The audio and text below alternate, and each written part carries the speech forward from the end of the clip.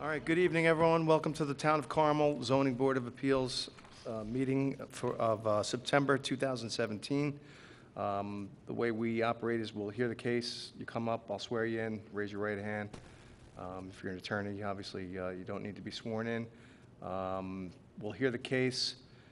We'll go through the board with questions and answers, and then we'll open it up to the public. Once we close the case, there'll be no further input from the public at any point. And then once we hear all the cases, we'll judge on them at the end of the night. Might be a short agenda, so we'll usually take a break, but I think we'll go right through. Your board members' names are in front of you. Greg Fulchetti is town council. Mike Carnaz is not with us tonight. He's on vacation, I believe, so he's the code enforcement officer. Would you all please join me for the Pledge of Allegiance? I pledge allegiance to the flag of the United States of America and to the republic for which it stands, one nation, under God, indivisible, with liberty and justice for all. Thanks for not kneeling. Okay, the first case tonight is number one. It's a holdover from last month. Smajlaj, I don't know if I'm going to brutalize that name, I'm sorry. And state your name and address for the record. My name is Lena Smiley, and the question is about 256 East Lake Boulevard. Okay, just what's your address? It's 271 East Lake Boulevard. Okay, raise your right hand. Swear to tell the truth, the whole truth, and nothing but the truth, so help you God. I do. Okay, this case was heard last month, and I guess it came up that there was a shed on the property that was not picked up, so it was made to be held over. Right. And now that was added to the application. But the fence, I think, is removed, right? I'm not aware of that, is that? It's two separate applications The two now? separate, because looking at the agenda, it only shows the shed. It's the fence and the shed.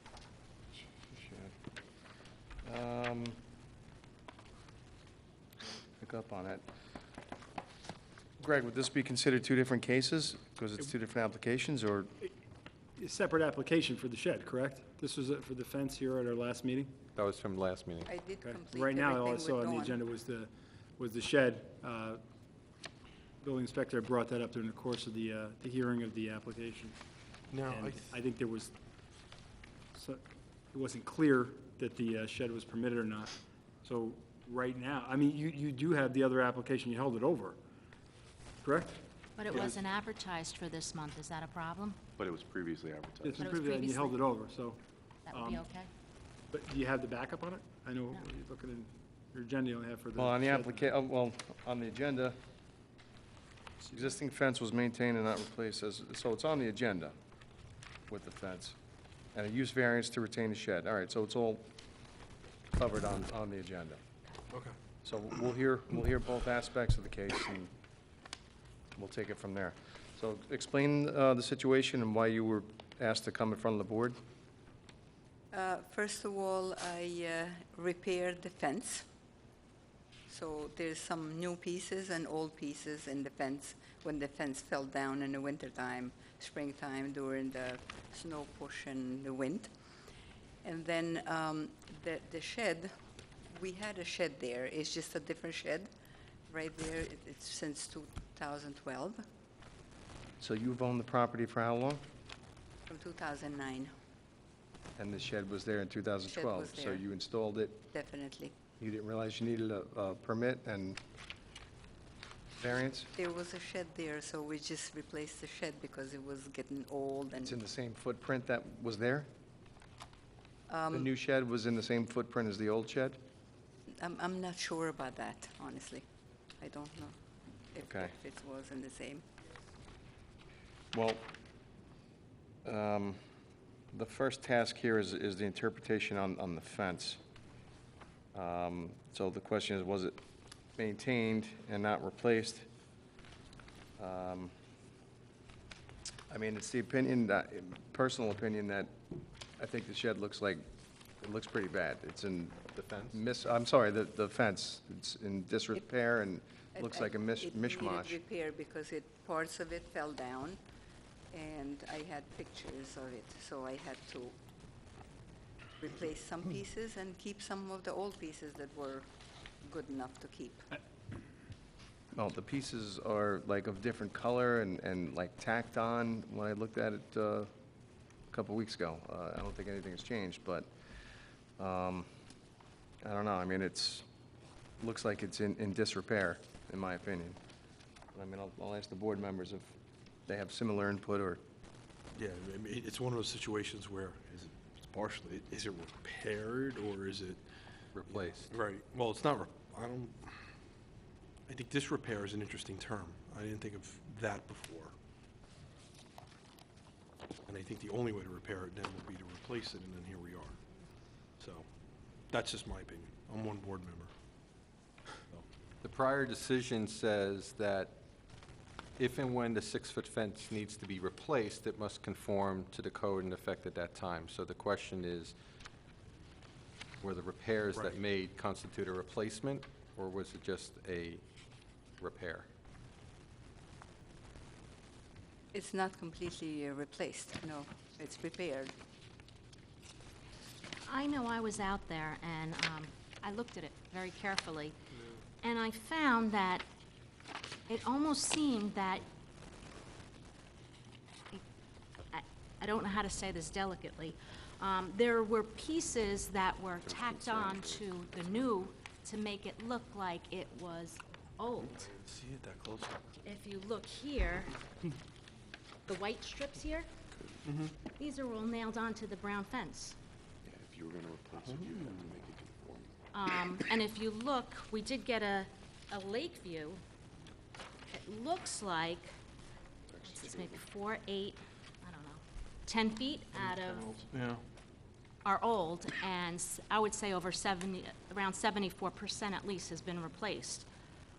Also, it looks like the posts have all been replaced.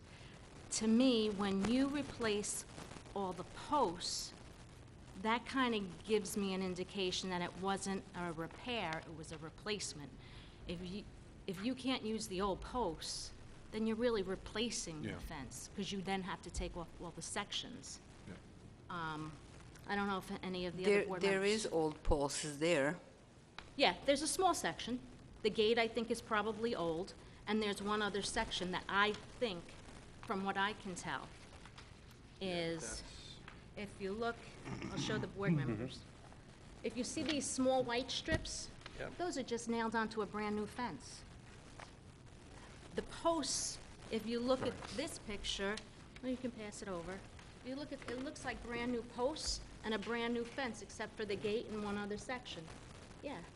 So if you have new posts, it's like pouring a new foundation on a house. The fence can't stand without a new foundation, without a new post. There's a variety of pictures there. Yep. At first, I had to put all of the new, because Yeah, it looks all everything was new. on the ground. No, Yeah. everything was on the Right. ground. And until I How's had, until I had time to sort out some of the old pieces and bring them back in, then I put the new ones on the side of the neighbor. I took those and I put them on the side of the neighbor, because that was all also fallen down. It looks though only 2 small sections are the old fence. The rest is brand-new fencing. If you look at the lakeside, I don't know, see if you guys agree with me on this. That's the lakeside picture. The pointy fence, the pointy tops of the fences are the old fence. The flatter is the Yeah. flatter brown, tan in that picture or brown in this picture, Right. are brand new. Right. Then you can see it. It's fairly obvious. It's obvious that a good majority of this is a brand-new fence. And I would say all the posts are brand new. No, they're not, honestly, they're not old. No. Many of them No. are, though. I kept mean the not old posts. Not all. There might be a couple that are, there might be a few. There's a few but- old ones there. A few old. but the Hey. majority. But in order 90. to hold any fence, But then 90% maybe, or 75% are brand-new posts. I've got a couple things to say. I've been on this board for 15 years plus. As a member of this board, we've always taken pride in the fact that we try to protect the jewel of our town, Right. which is Lake Mayapack, and the views that the occupants see when they drive around that lake. So the fence that I see there is very unsightly, with all due respect, and it looks like it's a repair job. Obviously, there's some work going on there and money being spent into enhancing the property.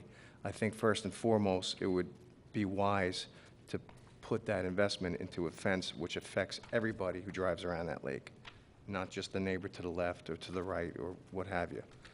So, I think some work needs to be done into that aspect. That's my opinion, and I just wanted to put it out there. So, rest of the board members, do you have any comments? I mean, questions? reading the old minutes and reading the old decision in order, it's my opinion, it's a replacement. It's not a repair job here. I mean, over 3/4 of the fence looks like it's been replaced. I think you're pushing the line. I think you went over.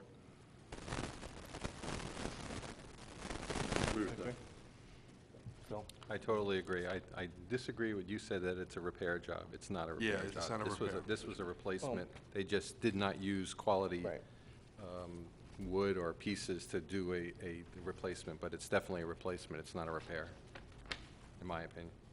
Just based on the sheer Agree with number that. of new panels that are there.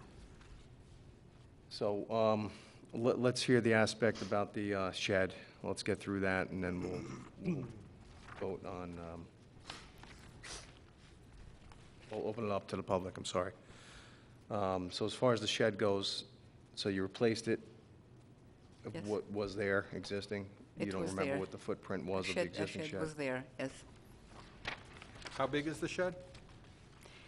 I think it's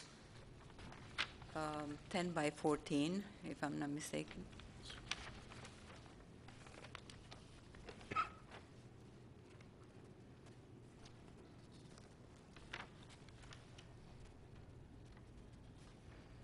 All right, the site plan shows a boathouse building. Obviously, that's not there. Was that like an old boathouse that was removed? That was also old. And then this hatched depiction is where the shed is now. Yes, yes. Is the shed on a foundation? I'm sorry? Is it on a foundation? If the shed? If it's a foundation? The shed, does it have a No, foundation? no. It's on top of the concrete. So theoretically, it could be moved Yes, to conform much closer to what our code Yes. is. it's just a shed. Does it have bathroom facilities in it? No, no. Electric, plumbing? Electric, yes. Plumbing, no.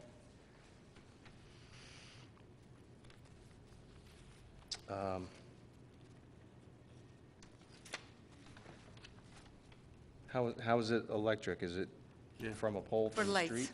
Or- for lighting. No, No, but but how's how's- it how does- fed? Is it from the street with a It wire, has or is it on the ground? I think it's from the street, but there's a pole in the property, electric pole. So it's fed from the pole. John. Yes, yes, absolutely. So, but is it overhead wire? I think that's what John's trying to get at. It's an overhead, I think, and it goes Okay. straight in, yeah. Was it brought in as one piece, or was it put together on the property? If it's what? Was it brought in as one piece already put One together? piece, yes. Okay, so it was something that was moved in just as it is right Yes, now? Yes, it was just, Something that can be moved Right. easily? yeah, oh, yes. Mhm. Okay. Is there a second floor to that? I see windows up on top. No, it's just for lights. Is that stick construction? That wasn't a pre-made, that was a stick It's a construction? pre-made. Yeah, it's It is a prefab. pre-made? Pre-made, yeah. Yeah, Rose is not tall enough for a second floor. No, because I saw these windows. Yeah, no, I saw it too, but looking at the door. Yeah, it's just skylight. It's a clear story windows, what they call it. So if you had to move the shed to conform, what would be the cost to do that? You'd have to remove the electric, but I mean, this thing is, Yeah, move the electric. it looks like definitely. it's sitting on Cut the 4x4 line and sleepers from the Just cut picture? the line of the electric and it's movable. All right, you've spoken to your neighbors on that side and both I have, sides? yes, definitely. They don't have any issues? No, they don't. There's no property you can buy to bring this into conformance? Obviously, you're landlocked Right, on the lake. yeah. That's on the side of the neighbor, I have absolutely no problem with. Okay. Any more input from the board on that? No. Thank you. All right. At this point, Mike, you have something or no? Well, I think there's another problem, that this might require a use variance. Yeah, it's an accessory structure without a principal, correct? Yeah. Yeah. It's a use variance standard. So that's a typical, what we do around the lake, right? And there's not one on file right now, so we need that. Okay. There's no principal use utilized for the No, property. I got it. So technically, it's a use variance, so your inquiry's got to be, there certainly is apparently a setback variance, an area variance, as well as required for the physical location on the lot. I don't know that it's limited to that, and I'm not sure the presentation you've gotten tonight is. Satisfies the requirements. Yeah, Right, and it if you doesn't. want to keep that part of it over, okay, so they can do that. I don't know what your position is on these on the lake, if there's a proliferation of them or not. I guess Mike didn't pick up on it, but That's typically okay. that is part of that situation when you have a shed on a lake property without principal. Right. It's in your agenda here. It notes it as a use variance to retain a shed without a principal. So it's noted. I don't know, Oh, on the referral from building, how it came to you. So I think that part of it, you might want to give the applicant an opportunity to hold over and make a presentation on the use component of it. If you're inclined to act on the actual fence application tonight. You can The sev- application, he circled it. He did circle use variance on it. You can sever them if you'd like. I'm sorry, Greg, so Decide, we can decide the shed, part of it separately from the fence I part think of you, it. I think you could sever the applications. There's two separate prayers for relief here. There's one for the shed, for the fence, which I'll tell you that if you're inclined to look at, you have the authority to amend any condition that the board put on the 2010 variance, if that gets you to making a determination. I don't think it's an interpretation one way or the other. I think that the request is somehow you're going to amend that determination as to whether or not they can keep that 6-foot fence fully replaced, and you're going to recondition on something else. Because I think it's a factual determination, not an interpretive determination, right?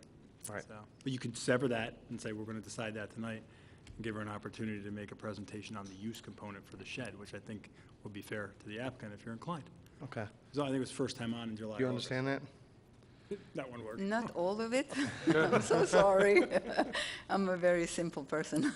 So basically, you have two conditions on your property, the one being the use of the shed, because there's not a principal property or structure on the property.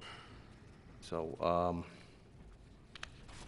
to give you an opportunity to speak more and gather more information on that, we can hold over that aspect of this application, For the shed. right? Whereas I think we're in a position to adjudicate on the fence portion of it. Yeah. But at this point, I don't know, I don't remember if I opened it up to the public or not, but You I did. don't know if anyone, is there any input from the public on this application? Okay. So, I'll close the public hearing, or do we need to judge on this? No, I think you're going to do the, whatever determination you're going to make. You're going to close the public hearing on the fence, Right. hold it over on the shed. All right, so I'll look for, well, I'll close the public hearing on the fence, and then on the use variance, I'll look for a motion. Area variance. Well, you need a motion to close on the fence? Make a motion to close the. Right. Yeah, I'll look for a motion to I'll close make a on the fence motion to application. close the hearing on the fence part of this And application. seconded by? Seconded. All in favor? Aye. Okay. Motion to hold open the portion of the application that pertains. I'll make a motion to hold open the shed part of the application. Okay, do we have a Second. second? All in favor? Aye. Aye. Okay. All right, Your job tonight. You can take a seat. We're going to hear the rest of the cases tonight, and then we'll judge on this at the end of the night. Okay, so I remain seated. You can wait around. I'm sure the meeting, I will, I will. one applicant has not held, has dismissed Thank or you. asked for an adjournment, Thank so, you very much, thank you. thanks.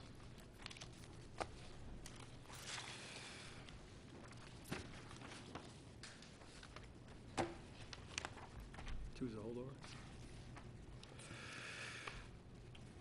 All right, next case is Mangione. They've requested a holdover, so I'll look for a motion on that. Motion to hold over? Do I have a second? Second?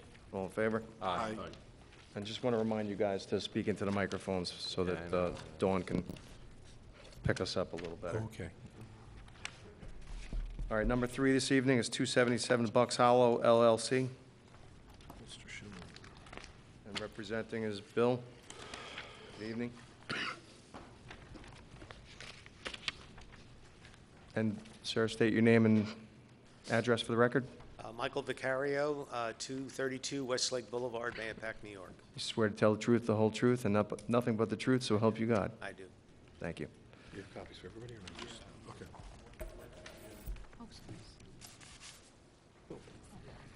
Oh, Bill, do me a favor, if you're going to speak, just use the handheld, if you're going to move back to the board and whatnot.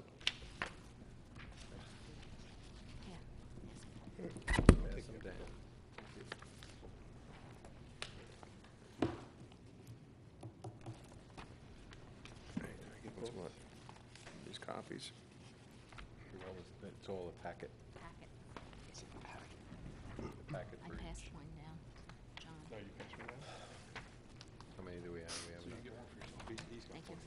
He's got enough of us, the town, the zone. I'm at the ZBA, I gotta call you back, okay? You do good work, You got so. one, Phil? I do not. I'm at talking about.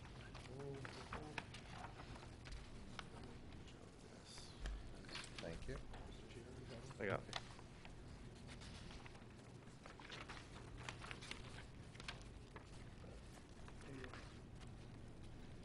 Thank you. Sir? Thanks. Thank you. All right, Bill, this application is seeking permission to interpret that a three-family dwelling exists prior to 1955. Yes, sir. Floor is yours. For the record, my name is William Schilling, 122 Old Route 6 in Carmel. As Mr. Maxwell suggested, this is 279 Bucks Hollow Road LLC. With me this evening is Michael Vicario, who you've sworn in, and members of the Vicario family. The Vicario family has owned the property since the 30s.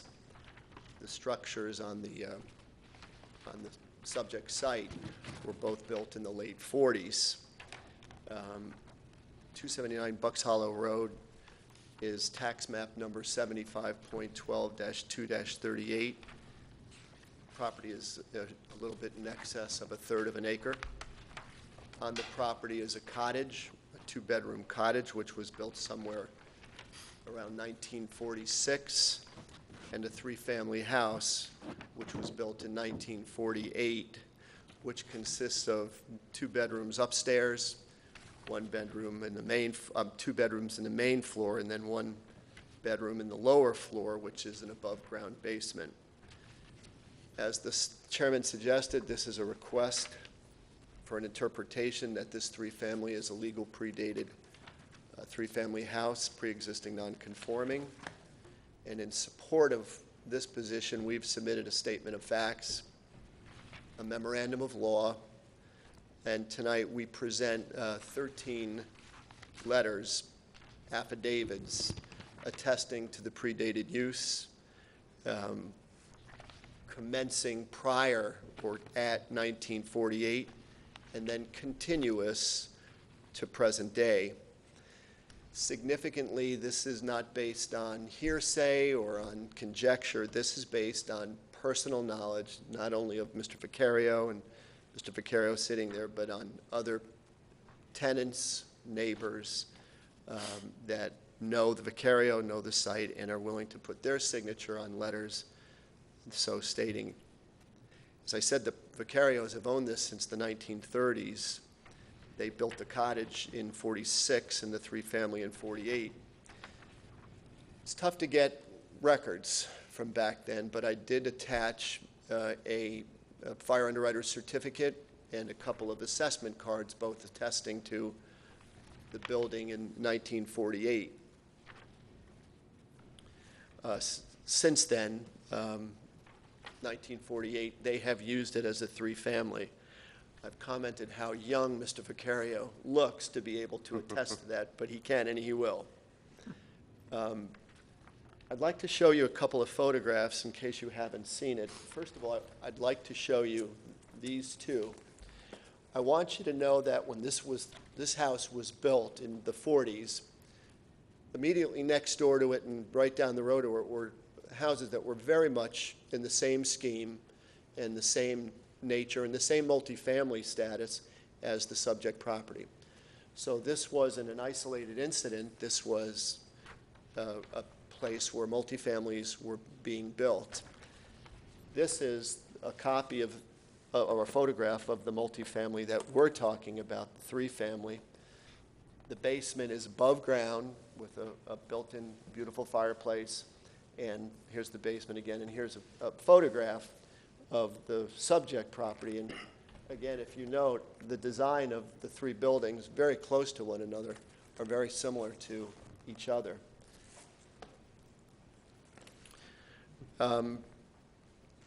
When I started this project, I knew that I was going to produce letters, and people were anxious to help. And rather than asking each of the 13 individuals to give me letters of what they knew, I drafted the formatted letter because I didn't need them to tell you about their history with it or other things that weren't material to this application. Specifically, the letters speak to their knowledge of the time the building was built and that their knowledge that it continues today as a three-family. And so, again, I presented letters to you today. I hope you don't feel overwhelmed. The letters are all the same.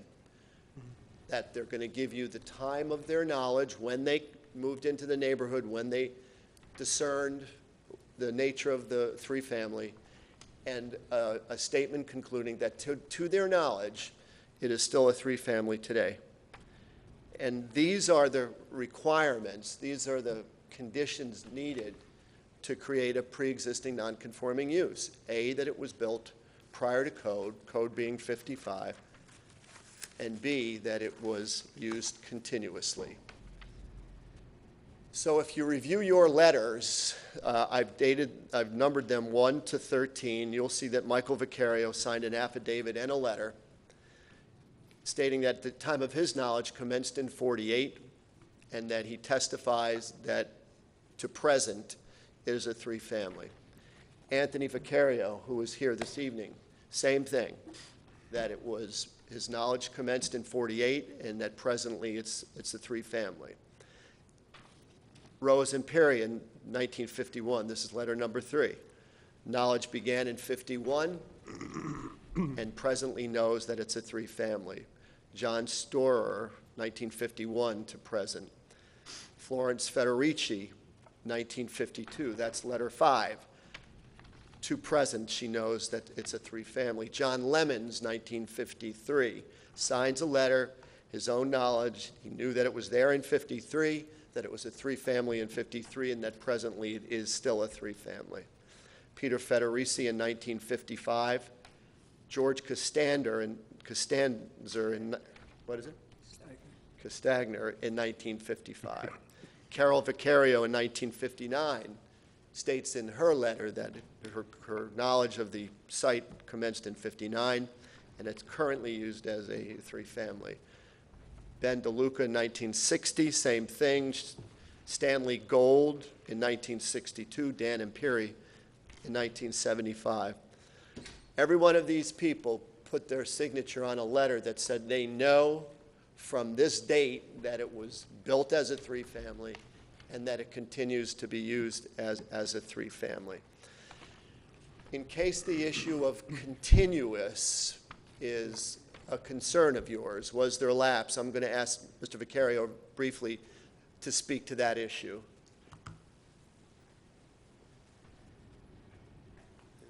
The main house and the cottage have always been a source of income for my family, and it's been, we lived in the middle apartment in the main house, a little crowded at times, but it's been in continuous rental, short periods of time. Obviously, tenants move in and out, or renovations to, update some of the structure, but otherwise, it's pretty much as it was when, when my dad built it.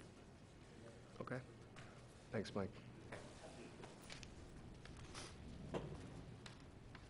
So I do want to get in the record, and I do want you to consider the fact that this house was not built in isolation, that there are two houses immediately next door. So in the 40s, this was regarded, I suppose, as a permitted use. There was no code, but there are houses, very similar design, all multifamily, all within 100 feet of one another. They weren't built in isolation. They were part of a scheme that was forming back in the 1940s. I presented a memorandum of law to you. I'm looking for an interpretation that this is a legal three-family, pre-existing non-conforming. And as you know, non-conforming pre-existing uses can and have the right to continue under New York law and under our United States Constitution. My memo says that the burden is that of substantial evidence. That is our burden, to show that we've provided by substantial evidence that it is a legal three-family.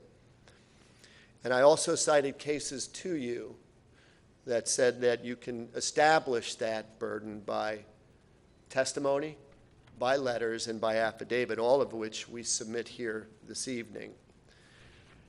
Most significantly, I cited for you a case called Straub, which is in the Second Department, a recent case. It's a situation I lamented about for many years.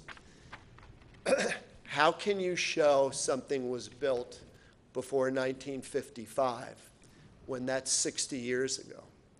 It becomes harder and harder every year to find someone or something that it could attest to a use that started so many years ago. The year I was born was the year of your enactment of code, and that's a long time ago. And it's hard, and happily we found a lot of neighbors, old-time neighbors, who were able to say, yeah, I remember it, and I know it, and I'm signing my name to it. And so the case Straub says that establishing a pre-existing use under certain conditions, especially when codes go back to 30s and 40s, to use the court's words, is an insurmountable benchmark. And so they have softened the burden. People move, people die, people forget. So the burden now is that of a reasonable probability that what we're saying is accurate, that it was built before 48. And frankly, I don't think there's any doubt about that, and that it was used continuously. And I have a man here, a witness here.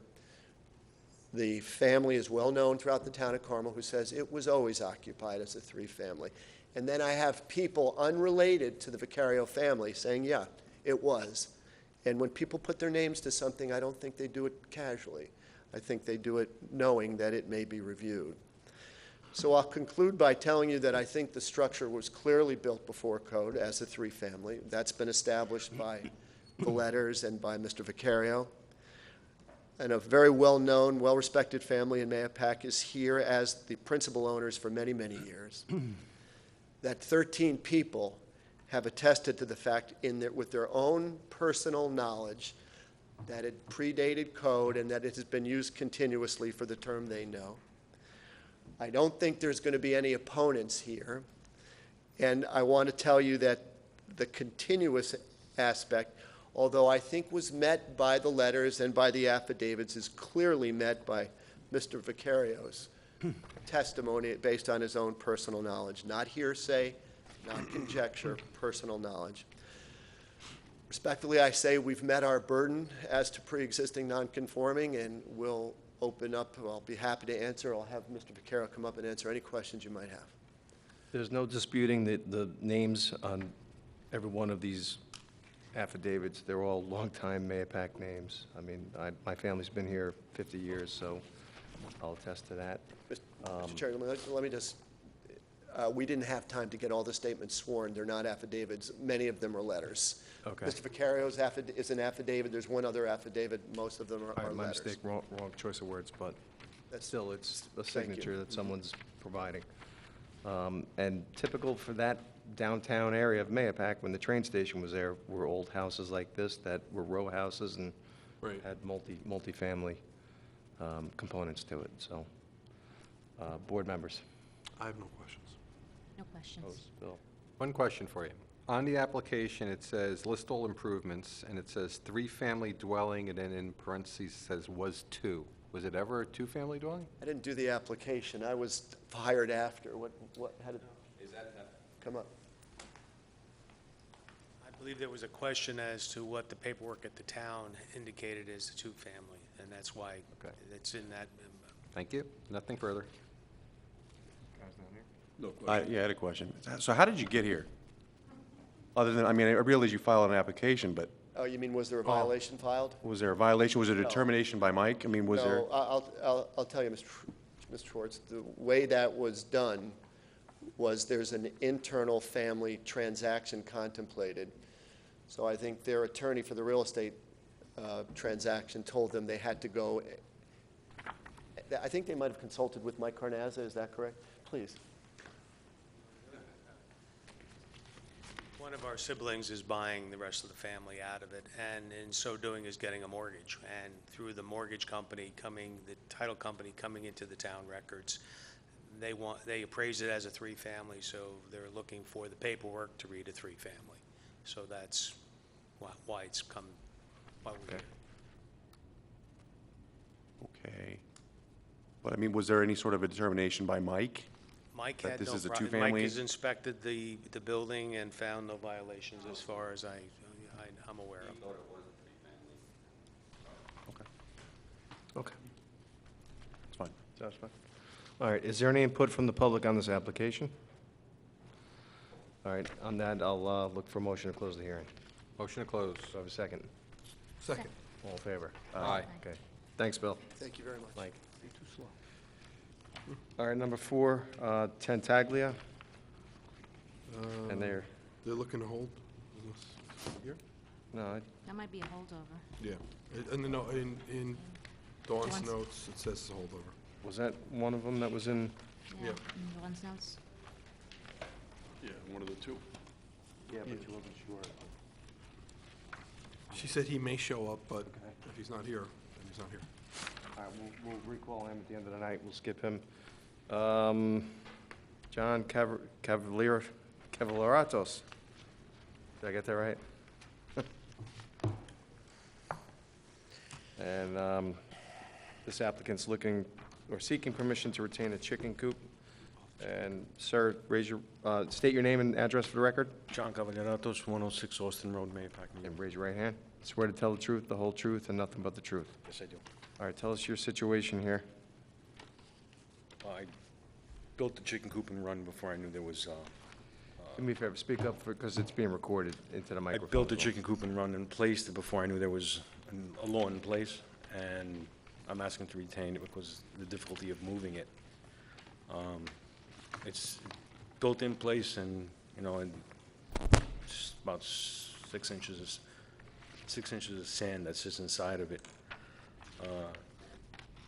That's where I am right now. Okay, yeah, I was out there on Saturday, I think it was, and you took me through it. I don't know if anybody else got a chance to go out and look at it, but it's right up against the neighbor's fence, so it's purely hidden by their fence. I don't think, are they complaining about it, your neighbors? Did you speak to them about The it? neighbor on the property line, I got a letter from him stating that he's Okay, okay. you want to submit that for the record? Give it to Silvio. Thank you. So you just want to read who, Sure, to whom it may concern, I, Nicholas Albanese, resided at 114 Austin Road, which is the property adjacent to 106 Austin Road, and share the property line which is in question with John Cavalleratos. Sorry. Seeking a variance for, I would like to state that I have no problem with the placement of the chicken coop and run. Thank you, and then a signature. and a date. And I just want to comment, it was well-built, and he went, No, it looks really nice. the whole on the sand pictures. was filtering out and all that, so. So, does anybody on the board, there's no other property you can buy, right, to bring into conformance? It's No, sir. in the most logical place on the property. Yes. Board, any input? No questions. I could be the only one that has a problem with this. It's only 1 foot from the property line. I don't know about chickens, but my guess is on a hot summer day, there could be a lot of smell to it. And while your current neighbor may be okay with it, I don't think it's fair. And I think because our board member, our town board, created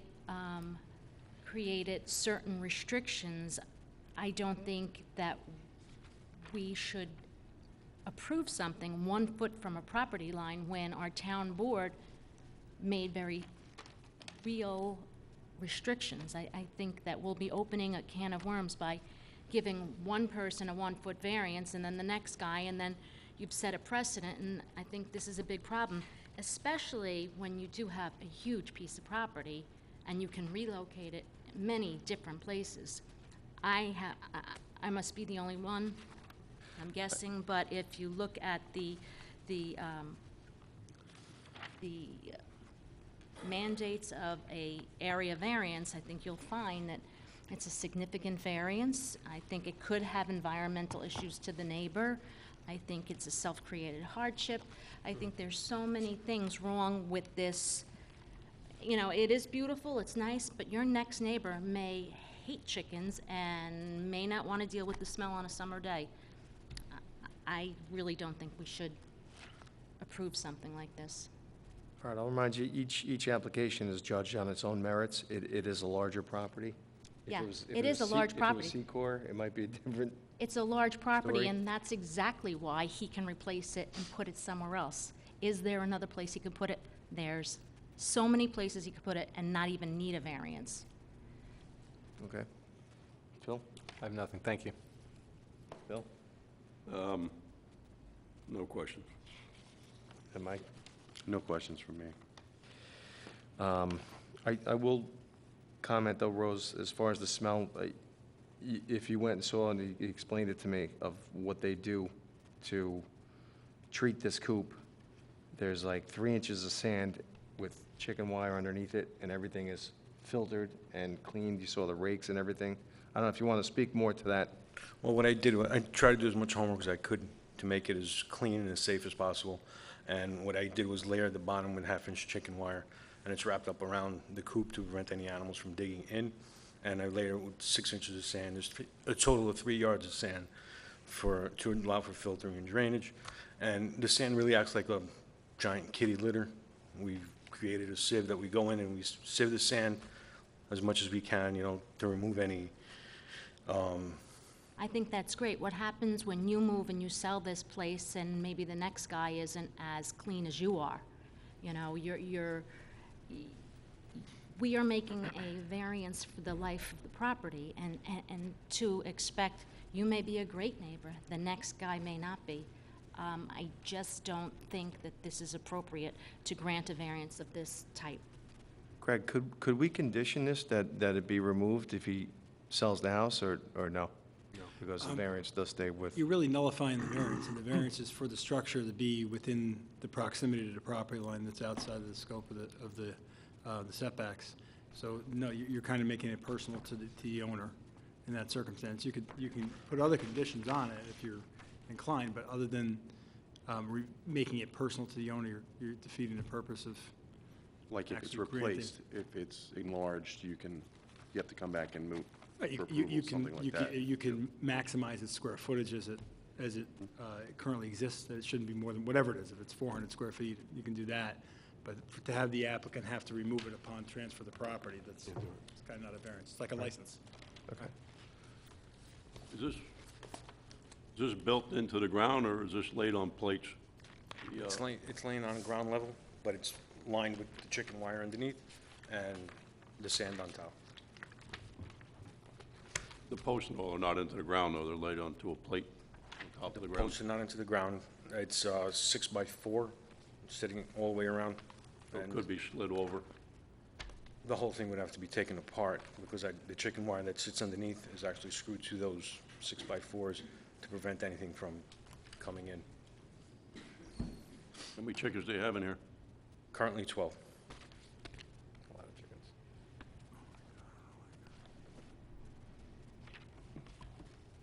There were more, but Mr. Marisek from the building department told me, you gotta bring it down. He told me bring it down to 12. I originally had, I think it was 15. So we took the 3 and I took them back to where we originally got them from. It's, Okay. Any more input from the board? Not from you. Do you have any other comments? No, sir. Okay, any input from the public on this application? I'll look for a motion to close the hearing. So moved. Have a second? Second. All in favor? Aye. Okay, I believe that's it for our agenda this evening. So at this point, we're just going to go right through.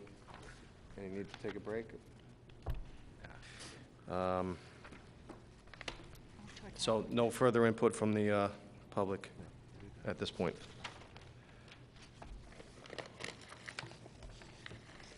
All right, let's go through them.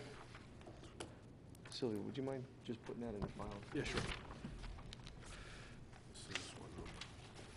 All right, application number 1, we're just speaking about the interpretation on the fence. So I will look for a interpretation. I make a motion that this fence was replaced and it needs to conform to code. Okay, Do I need any more to that? You're actually interpreting the old variance, correct? Yeah, I'm That interpreting, disqualifies as a replacement under the 2010 variance. yes, The motion. Is this it- I fence wanna make sure I get disqualifies date the right. variance. Is it 2010? The, 2010. yeah, June 24th, 2010. All right, So do I the motion is, have a second on that Second. interpretation? Okay. Roll call vote, I'm in favor of the motion. or the interpretation? Our interpretation, yeah. Bill? Favor. Favor. in favor? Obviously. Favor? And I am as well. So that means you'll have to, Replace the code. yeah, replace it and bring it back down to code. 4 feet. 4 feet. Okay? And then as far as the shed, we've held that over till next month. You have to come here next month? Right, For the shed. okay? So get as much information and data together before you come before us. All right, thank you. Thank you, have a good night. Number 2 was held over. Number 3, 277 Bucks Hollow. I'll look for an interpretation. Motion to interpret that the 3-family usage has existed prior to our code going in place in 1955. Okay, do I have a second on that? That it's a pre-existing Is it non-conforming use as a And is three-family. a pre-existing non-conforming use. Do we have to say that it was continuous? No. No? The determination is going to be, if you, on the motion, that it is currently a pre-existing non-conforming use. That implies that you believe that the application, the evidence presented, established the continuous nature of the use. Okay. Second. Okay. Anybody opposed? No. I'll do a roll call vote just for the hell of it. Silvio? In favor of the motion. Opposed? For the Of the motion. interpretation, sorry. Interpretation. For the interpretation. For the interpretation. And I'm for it as well. All right, so the interpretation carries. Number 4 was held over. Did I ask for that to be held over? Did I look for a No, you motion? didn't ask for it to You did, held over, okay. you left it open. All right. And We gotta move. number 5, Cavalleritos. I'll look for a motion. I make a motion to approve the requested variances. Do I have a second? Or variance, I'd like excuse to me. have discussion on it. Yeah, I have to get a second first. Do I have a second on it? I'll second it for discussion. Okay. Discussion. I look at the criteria that we use for area variances. And the first one is, will an undesirable change in the character of the neighborhood or a detriment to nearby properties be created by granting the variance? Yes, there is potential for that. The current homeowner may be very clean about keeping up with the chickens. However, the next person may not be. Can any other method be used that does not require a variance but still allow for the benefit requested? They have a huge piece of property. There's so many places on that property that the coop can go that would not require a variance. Is the proposed variance substantial? He's only providing 1 foot from the property line, so it is a very large variance. Will the proposed variance have an adverse effect or impact on the physical or environmental conditions in the neighborhood or district? Maybe not today, but maybe someone else may not be as clean, so the potential is there. Is the alleged difficulty self-created? Yes, because there are other places that he could put this coop. So that's my take on this application. The only place I disagree is probably item 4. It's definitely self-created, though, and there's case law that backs that. If you do it before you ask permission, it's a self-created hardship. I can see the environmental issue, and it's definitely substantial. So, in the weight test in my head, I'm starting to go the other way. And with the fact that the property is so large, it could be placed where it could be in conformance. That seems to be the main thing for me. I mean, look, the chicken coop is screened. It's not close to anyone else's house. I don't really see how it's going to pose an impact on a neighbor. I think the neighbor that lives next door now is not opposed to it. If someone else comes in 2, 5, 10 years, And to they're add to going to that, see the- what's the there. property next door is just as big. Right. in And that's what I mean, there's similarity. not a house nearby. I mean, it's pretty far back. So I think those factors balance in favor of granting the variances. Even if it is self-created, that's not a reason to deny the variance by itself. No, that's definitely not. So, but, I'm You know, for not the to mention, it's well-built, and, Yes. you know, I spent a half hour with him on Saturday, and he explained everything to me of how it's controlled. I'm sure if whoever takes that over should maintain it the same way.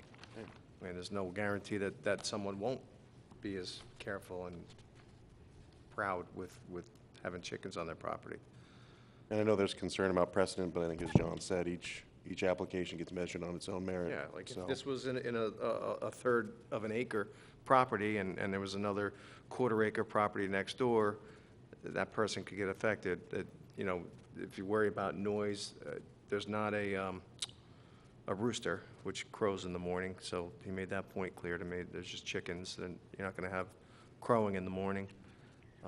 And when I was out there, I saw how we raked. Can we condition that there's no roosters kept there? I think that's I part of the think- code. It's in the code. You put a lot Oh, of that's thought in into the code. building this thing. It They wasn't did put it in something the that chicken was coop. just slapped Okay. I together. didn't remember if they did or they didn't, to be honest with you. Yeah, well, that's what it is. It's funny because I was amazed. My girlfriend's sister has chickens, and, you know, they live upstate, and they have more, and they do the same thing. And they rake it, you know, they're going out every morning and getting eggs, so when they're out there, they're raking, you know, the filth and whatnot, and it's well maintained. I think anybody who's going to have chickens are going to care for them, otherwise they're going to die out, get sick, diseased, what have you. So, They're a lot of work. It's not somebody just gonna pick it up and then they exactly. just ignore it. Well, I'm gonna. Plenty of people have had a bunch of chickens on No. a quarter of an acre, if you ever lived around Yonkers or came out of the Bronx or, Yeah, pigeons too, and everything else. Oh my God. pigeons. Just piling on Michael's view, and maybe, so if they move to 5 feet, it no longer would be substantial. Really, how much 5 feet is gonna get you in that situation? What I'm saying is, in that situation, the smell's still gonna be there if it ever got to that point or anything else. 5 feet's not gonna make a difference. No, but you can make it conform to code, and we don't even have to approve it, That's true, too. right? You could But put then- it. Then you can go to there's cer- 10, right, There's certainly plenty of property there to Right. move it, and then, right, you know, we don't have to do any of this. right. It's a brand-new code. Yeah. It's a brand new world. All right, any further discussion? I guess we'll do a roll call vote. Start at this end, Mike. Oh, this was my motion, Right, right? you made it, so- I'm for the motion. Bill? I'm in favor. Bill? I'm against. Rose? Against. Still against. And I'm for the motion. So 3-3 split. we end up with a tie and this dies, right? It dies, yeah.